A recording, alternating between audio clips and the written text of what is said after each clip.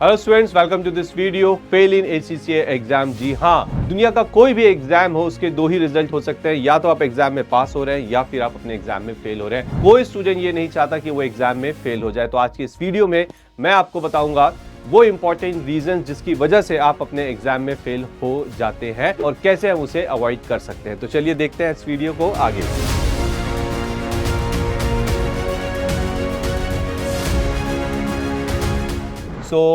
सबसे पहले ये समझिए कि आपके जो स्किल लेवल के एग्जाम्स होते हैं, कौन से, मैं यहाँ पे स्पेसिफिकली अभी बात कर रहा हूँ आपके सिर्फ और सिर्फ स्किल लेवल के पेपर के। उनको दो हिस्सों में बांटा जाता है। एक है सेक्शन ए जिसके अंदर 60 मार्क्स का होता है और वो कंप्लीटली आपका ऑब्जेक्टिव टाइप क्वेश्चंस होते हैं उसके अंदर। और जो सेक्शन बी है आपका वो 40 मार्क्स का होता है और ये कंप्लीटली डिस्क्रिप्टिव क्वेश्चंस आते हैं इसमें, जिसमें आपको क्वेश्चन लिखना होता है either on a excel file और maybe on a blank file. ठीक है, तो ये तो हमें समझ में आ गया कि हमारा पेपर पैटर्न क्या है। पेपर पैटर्न बहुत जरूरी है अपनी गलतियों को जानने के लिए। अब ध्यान सुनिएगा, आप जो मिस्टेक्स करते हैं एग्जाम में जिसकी वजह से आप फेल हो जाते हैं उसको दो पार्ट्स में मैं बांटूंगा, एक बिफोर द एग्जाम, दूसरा ड्यूरिंग द एग्जाम। तो पहले हम फोकस करते हैं बिफोर द एग्जाम, यानी कि एग्जाम होने से पहले हम क्या गलतियां कर रहे हैं जो आगे चल के हमारे एग्जाम को इंपैक्ट कर देती है। तो ध्यान से देखिएगा, एक नोटबुक और एक पेन लेके जरूर बैठिएगा ताकि आप इन चीजों को लिख सके और ये देखिए कि क्या आप ये मिस्टेक कर रहे हैं। अगर हाँ तो प्लीज इसे अवॉइड करिएगा। सबसे पहली गलती, computer based exam not paper pen. बहुत सारे स्टूडेंट्स, उनकी भी गलती नहीं है, क्यों, बचपन से ही पेपर पेन के थ्रू ही एग्जाम देते आ रहे हैं, पेपर पेंसिल पेपर पेन। लेकिन जो आपका ACCA का एग्जाम है वो कंप्लीटली कंप्यूटर बेस्ड एग्जाम है और ये चीज बच्चों को समझने में थोड़ा सा टाइम लग जाता है। वो सोचते हैं कि हाँ हो जाएगा, ऐसा नहीं है। ओके, आपको एक माइंडसेट पहले से रखना पड़ेगा कि आप एक कंप्यूटर बेस्ड एग्जाम देने वाले हैं and that changes a lot जब आप एग्जाम में जाते हैं। दूसरी चीज, राइटिंग प्रैक्टिस। देखिए, जब आप इस चीज को एक्सेप्ट करते हैं कि हाँ ये कंप्यूटर बेस्ड एग्जाम है, तभी आपको क्लिक करता है कि भाई मेरी प्रैक्टिस तो अच्छी है ही नहीं। मैं कॉपी पेन पे तो लिख सकता हूं, पेपर पेन पे लिख सकता हूं, लेकिन कोई मुझसे कहे कंप्यूटर पे आंसर लिखना है तो शायद नहीं, मेरी स्पीड उतनी अच्छी नहीं होगी। तो यहां पे writing practice is a very important reason, जिसको मैंने मेजर रीजन का नाम दिया है। ये हर एक स्टूडेंट को करनी चाहिए, चाहे आप कितनी एक्सपर्ट क्यों ना हो ऑफिस के अंदर। ओके, एक्सेल शीट बनाने में, वर्ड फाइल्स बनाने में, उससे कोई फर्क नहीं पड़ता। Every single student has to do this writing practice. और राइटिंग प्रैक्टिस के लिए मैंने आपको कहा था कि मैं आपको सॉल्यूशन भी बताऊंगा। ACCA ने आपको प्रैक्टिस प्लेटफॉर्म ऑलरेडी दिया हुआ है, तो आप अपने अकाउंट में जाइए और देखिए, वहां पे प्रैक्टिस प्लेटफॉर्म मिलेगा आपको। उस प्रैक्टिस प्लेटफॉर्म में आप अपनी भरपूर राइटिंग प्रैक्टिस कीजिए। दिस इज अ मस्ट, ये हर एक स्टूडेंट को करना है। तीसरा रीजन जो आपके फेलियर का है वो है लास्ट मोमेंट स्टडी। तो ये देखा गया है, स्टूडेंट्स को लगता है अरे ठीक है हो जाएंगे पास, पासिंग परसेंटेज 40-50% है, हो जाएंगे, और वो लास्ट में पढ़ाई करते हैं। वो लास्ट में पढ़ाई करते हैं। जब आप लास्ट में पढ़ाई करोगे देन डोंट एक्सपेक्ट कि आपके एग्जाम में 50 मार्क्स आने वाले हैं। आप नहीं स्कोर कर पाओगे, ट्रस्ट मी ऑन दिस। तो प्लीज अपनी जो स्टडीज है वो आप पहले से स्टार्ट करिए। ओके, जिस दिन आपने अपने एग्जाम के लिए फॉर्म भर दिया है, now you are ready, give this subject a set of time, at least दिन के 2 से 3 घंटे फिक्स करके उसे दीजिए। तो इस चीज का सॉल्यूशन बहुत बहुत आसान है।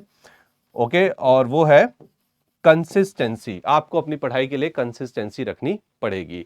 हमने देखा 3 रीजंस बिफोर द एग्जाम, थोड़े से और रीजन है वो भी देखते हैं।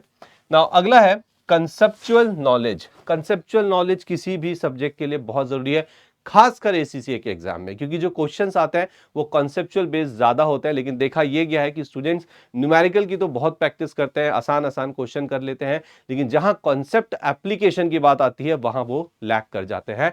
तो ये चीज आप ठीक करने के लिए क्या करेंगे, इसका भी वही जवाब है, आपको ऐसे क्वेश्चंस प्रैक्टिस करने पड़ेंगे जिसमें आपका कंसेप्चुअल नॉलेज चेक हो रहा हो। तो आपको पता चल जाएगा कि भाई हमारा कंसेप्ट तो बिल्कुल अच्छा नहीं है। Go back and understand the concept. उसके बाद बात करता हूं वेरी वेरी इंपॉर्टेंट रीजन जो मुझे लगता है, वो है एग्जामिनर कमेंट्स।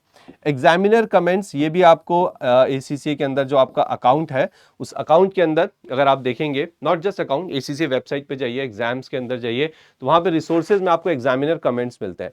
एग्जामिनर कमेंट्स यानी कि एग्जामिनर्स जो पेपर को चेक करते हैं, उन्होंने प्रीवियस कुछ जो पेपर चेक किया है उसपे क्वेश्चंस के ऊपर वो अपने कमेंट्स देते हैं और बताते हैं कि स्टूडेंट्स कहां गलती कर रहे हैं। थिंक अबाउट इट, आपको पहले से कोई बता रहा है कि भाई तुम यहां यहां गलती कर सकते हो, एंड उसके बावजूद हम इसको अवॉइड कर देते हैं, हम बिल्कुल भी नहीं पढ़ते, हम सिर्फ बुक्स पढ़ते रह जाते हैं। सिर्फ बुक्स पढ़ के आप एसीसी के एग्जाम्स नहीं निकाल सकते, ट्रस्ट मी। आपको इसको टाइम देना पड़ेगा, आपको पढ़ना पड़ेगा कि एग्जामिनर ने क्या कमेंट्स दिए हैं प्रीवियस एग्जाम्स में, तो आपको वो चीज नहीं रिपीट करनी है। उसके बाद वैरायटी ऑफ क्वेश्चन, तो देखा गया कि स्टूडेंट जनरली एक ही टाइप के क्वेश्चंस करते हैं। क्यों एक ही टाइप के? क्योंकि भाई एक ही टाइप के बनते हैं तो उसी को कर करके कॉन्फिडेंस बूस्ट कर लेते हैं। दैट्स अ फेक कॉन्फिडेंस, ठीक है। अगर आप सच में अपने आप को चेक करना चाहते हैं तो आपको वैरायटी ऑफ क्वेश्चंस करने पड़ेंगे। एंड वन मोर रीजन यहां पे जो मैंने नहीं लिखा है वो है मॉक एग्जाम। अगर आप मॉक एग्जाम नहीं दे रहे हैं, आपके पास होने की प्रोबेबिलिटी बहुत बहुत ज्यादा डाउन हो रही है। So give more and more mock exams, ठीक है। तो ये कुछ रीजंस हमने देखे जो कि बिफोर द एग्जाम्स थे। तो अगर आप इनमें से कोई गलती कर रहे हैं तो प्लीज अभी रुक जाइए और उसे सुधार लीजिए। इसके अलावा एक बहुत ही ज्यादा इंपॉर्टेंट इन्फॉर्मेशन है आप सभी के लिए। अगर आप एसीसी के बारे में और ज्यादा डिटेल में जानना चाहते हैं, बिल्कुल एक एक चीज, ओके, कि एसीसी क्या है, ये कैसे एक ग्लोबलाइज एग्जाम है और ये कैसे आपके करियर में आगे चल के आपको मदद करेगा, क्या जॉब अपॉर्चुनिटीज है, किस कंट्रीज में ये अपॉर्चुनिटीज है, तो उस सारी इंफॉर्मेशन के लिए कमिंग संडे यानी कि 2 जून, ओके, 2 जून 2024 को शाम को 5 PM, ठीक 5 बजे हमने एक ACCA का वेबिनार यहाँ पे रखा है। ओके, वेबिनार का जो लिंक है वो आपको नीचे डिस्क्रिप्शन पे मिल जाएगा along with the Google form, तो आप उसे फिल कर सकते हैं। और एक्चुअली में अगर आप जानना चाहते हैं कि हाँ सच में ACCA क्या है, कैसे आपको बेनिफिट करेगा आपके करियर में, तो 2 जून 2024 जो कि एक संडे है, उस दिन शाम को 5 बजे का वेबिनार है। लिंक जरूर देखिएगा एंड डेफिनेटली उस पर आइएगा। It's a completely live webinar और पूरी तरह से फ्री है। इसके लिए आपको कोई भी पैसे खर्च करने की जरूरत नहीं है। अब मैं आपको कुछ मिस्टेक्स बताऊंगा जो हम ड्यूरिंग द एग्जाम करते हैं, यानी कि एग्जाम चल रहा है, एग्जाम स्टार्ट होने वाला है, हो चुका है, अब क्या गलती आप कर रहे हो, ध्यान से देखना। इसे अवॉइड करोगे तो एग्जाम में you will perform very good, ठीक है। सबसे पहले तो भाई ये आपने पहले भी सुना ही होगा, टाइम मैनेजमेंट बहुत जरूरी है आपके एग्जाम के लिए। आपके एग्जाम का जो टाइम है वो 3 आवर्स का होता है स्किल लेवल में, और आपके पास 100 मार्क्स का पेपर है। तो आपको कैलकुलेट करना पड़ेगा कि हाँ भाई अगर एक MCQ है 2 मार्क्स का, ठीक है, तो उसके लिए मेरे पास कितने टाइम है, कितना वक्त है। अगर एक डिस्क्रिप्टिव क्वेश्चन है यहाँ पे 15 मार्क्स का, तो उसके लिए मेरे पास कितना टाइम है, एंड आपको उसी एलोकेटेड टाइम में उस क्वेश्चन को सॉल्व करना है। अब ये चीज जो है टाइम मैनेजमेंट, बहुत से स्टूडेंट्स ये सोचते हैं कि हाँ मैं एग्जाम में पहुंचूंगा वहां से मेरा टाइम मैनेजमेंट स्टार्ट हो जाएगा। No, that's impossible. कोई भी चीज जो आपने पहले नहीं करी है वो एग्जाम में सडनली हैबिट नहीं डेवलप कर सकते आप। सो इसके लिए आपको क्या करना पड़ेगा, इसके लिए जो बिफोर द एग्जाम में यहां मैंने राइटिंग प्रैक्टिस लिखा था ये करना है। इसके साथ साथ आपको ये मॉक टेस्ट देना है, दिस इज वेरी इंपॉर्टेंट। अगर आप ये चीजें करते हैं तो trust me during the exam आपको इस चीज की प्रॉब्लम नहीं आएगी, बिल्कुल भी नहीं आएगी। तो एवरीथिंग इज कनेक्टेड। जो बिफोर आप गलतियां कर रहे थे वो आपके एग्जाम परफॉर्मेंस से रिलेटेड है, ठीक है। उसके बाद यूसेज ऑफ रीडिंग टाइम, हम रीडिंग टाइम का सही इस्तेमाल नहीं करते। आपको पेपर जो पहले दिया गया है वो निहारने के लिए नहीं दिया गया है, ठीक है। आपको उस 15 मिनट्स के रीडिंग टाइम का सही उपयोग करना है। आपको देखना है कि उसके अंदर कौन कौन से क्वेश्चंस ऐसे हैं जिसको आप पहले अटेम्प्ट करोगे और कौन से क्वेश्चंस ऐसे हैं जो नहीं आते, कम आते, जिसे मैं लास्ट में अटेम्प्ट करूंगा। किस क्वेश्चन को मैं कितना टाइम अलॉट करूंगा, you have to plan your answer. So reading time में जो आपका एजेंडा होना चाहिए वो ये कि आपके आंसर्स की प्लानिंग रेडी हो जानी चाहिए, ताकि जैसे ही काउंटडाउन स्टार्ट हो 3 घंटे का, you start writing the answers, ठीक है।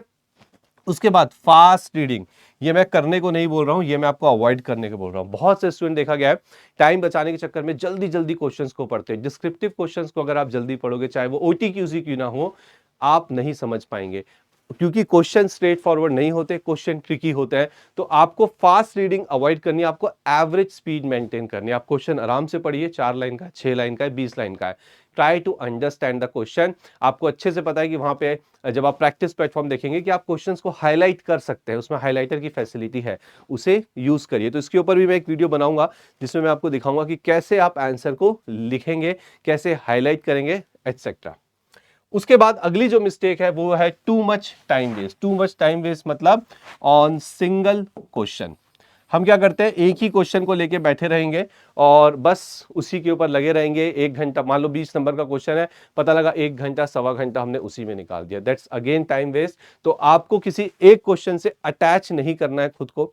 आपको उस क्वेश्चन के लिए जो डेडिकेटेड टाइम आपने रखा है 40 मिनट्स 50 मिनट्स, उतनी देर में आप उसे करो। एंड अगर वो नहीं हो रहा है तो अगले क्वेश्चन पे जाओ। आप एमसीक्यू कर रहे हो, आपने एमसीक्यू के लिए 2 मिनट का वक्त रखा, एक एमसीक्यू के लिए नहीं हो रहा है, go to the next question, because we don't have any negative marking. तो लेटर ऑन आप एक गेस के हिसाब से भी उस पर टिक कर सकते हो। उसके बाद स्पेसिफिक आंसर, तो ये मैं स्पेसिफिकली डिस्क्रिप्टिव क्वेश्चंस के लिए बोल रहा हूं। डिस्क्रिप्टिव क्वेश्चन में जो आंसर आप लिखोगे वो बिल्कुल स्पेसिफिक होना चाहिए, बहुत ज्यादा लंबा चौड़ा आंसर नहीं लिखना है आपको। इससे क्या होता है कि हम अगर किसी एक पर्टिकुलर आंसर में, लेट्स से किसी क्वेश्चन में 3 रिक्वायरमेंट और आपने पहले रिक्वायरमेंट में ही 2-3 पेज भर दिए, देन दूसरी तीसरी रिक्वायरमेंट में आप नहीं कर पाओगे। इवन आपको आता होगा लेकिन आपको ही पता है कि टाइम जा रहा है, तो आप थोड़ा सा स्पीड अप करोगे और इंपॉर्टेंट पॉइंट्स छोड़ोगे। सो पहले पॉइंट से, पहली रिक्वायरमेंट से आपको अपने आंसर को बिल्कुल स्पेसिफिक रखना है। फिर से कह रहा हूं, ये चीज आती है प्रैक्टिस से। आप एक दिन में सोचो कि हाँ मैं 3 घंटे में बैठूंगा और मैं एकदम झंडे गाड़ के आ जाऊंगा, ऐसा कुछ भी नहीं है। If you won't do this practice, आप एग्जाम में ये गलतियां करके आओगे। तो ये कुछ मिस्टेक्स थी जो मैंने यहाँ पे फाइंड आउट करी है, जो स्टूडेंट्स एग्जाम से पहले भी करते हैं और ड्यूरिंग द एग्जाम भी करते हैं। आई होप आपने लिख ली होंगी मिस्टेक, इस पे ध्यान दीजिए एंड वर्क ऑन दिस। इसके अलावा वो सारे स्टूडेंट जो सितंबर 2024 और दिसंबर 2024 में ये मिस्टेक्स नहीं करना चाहते एग्जाम में, एक तो एक वीडियो, उसके अलावा हमारा जो बैच है स्टार्ट कर रहे हैं for financial reporting subject, that is for September 24 and December 2024 exam session. So Google form का जो लिंक है वो डिस्क्रिप्शन पे मिलेगा, उसे भरिए, अपनी डिटेल्स दीजिए and we will get back to you. So I hope video आपको अच्छा लगा होगा एंड समझ में भी आया होगा। Okay, so please forward it with all your friends and colleagues. Thank you very much, all the best.